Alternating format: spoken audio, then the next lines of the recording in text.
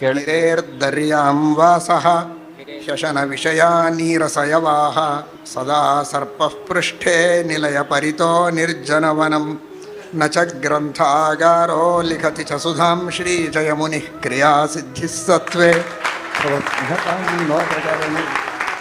ಟೀಕಾಕೃತ್ಪಾದರು ಶ್ರೀಮನ್ಯಾಯಸುಧಾ ಗ್ರಂಥವನ್ನು ಹಾಗೂ ಇನ್ನಿತರ ಟೀಕಾ ಗ್ರಂಥಗಳನ್ನು ರಚನೆ ಮಾಡಲಿಕ್ಕೆ ಬಹಳ ದೊಡ್ಡ ಲೈಬ್ರರಿಯನ್ನಿಟ್ಟುಕೊಂಡು ಒಳ್ಳೆ ದೊಡ್ಡದಾದ ರಾಜರ ಆಶ್ರಯ, ರಾಜರ ಮನೆ ಅಥವಾ ಅರಮನೆ, ಅನೇಕ ಸಹಾಯಕರು, ಯಾವುದೇ ರೀತಿ ಒಳ್ಳೆ ದೊಡ್ಡ ಕೆಲಸ ಮಾಡುವಾಗ ಮಾನಸಿಕ ಟೆನ್ಷನ್ ಇರಬಾರದು. ಹೊಟ್ಟೆ ತುಂಬ ಊಟ, ವ್ಯವಸ್ಥಿತ ನಿದ್ರೆ, ಟೇಬಲ್ಲು, ಕುರ್ಚಿ, ಇಂತಹ ಯಾವ ಸಹಕಾರಗಳು ಇರಲಿಲ್ಲ. ಇವತ್ತಿಗೆ 21ನೇ ಶತಮಾನ ಬಂದರೂ ಈಗೂ ಹಾಗೇ ಇದೆ ಯರಗೋಳ.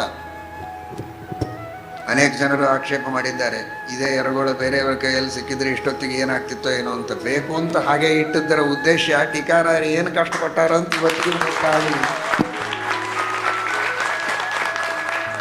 ಅಂತಹ ಟೀಕಾಕೃತ್ಪಾದರ ಆ ಯರಗೋಳದಲ್ಲಿ ಕುಳಿತು ಅವರು ಬರೆದಾರ ಅಂತ ಒಂದು ನಿಮಿಷ ಆ ಯರಗೋಳದ ಗುಹಾದ ಹತ್ರ ನೀವು ನಿಂತು ವಿಚಾರ ಮಾಡಿದರೆ ಇದು ಸಾಧ್ಯನಾ ಅಂತ ಅನಿಸ್ತು. ಅತ್ಯಂತ ಅಸಾಧ್ಯ.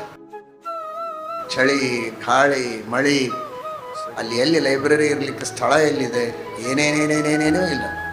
ಊಟಕ್ಕೆ ಯಾವ ನಾಳ, ಸುತ್ತಮುತ್ತಲ ಎಲ್ಲರ ಹಾವದ ಅಂದರೆ ಗಾಬರಿ ಆಗ್ತದೆ, ಎತ್ಕೊಂಡು ಹೋಗ್ತೀವಿ. ಯಾವಾಗಲೂ ಹಿಂದೆ ಸರ್ಪ, ಅದು ಆವೇಶ ಅನುಗ್ರಹಕ್ಕೋಸ್ಕರ ಇರಲಿ, ಸಾಹಿತ್ಯದ ದೃಷ್ಟಿಯಿಂದ ಹಿಂದೆ ಯಾವಾಗಲೂ ಸರ್ಪ.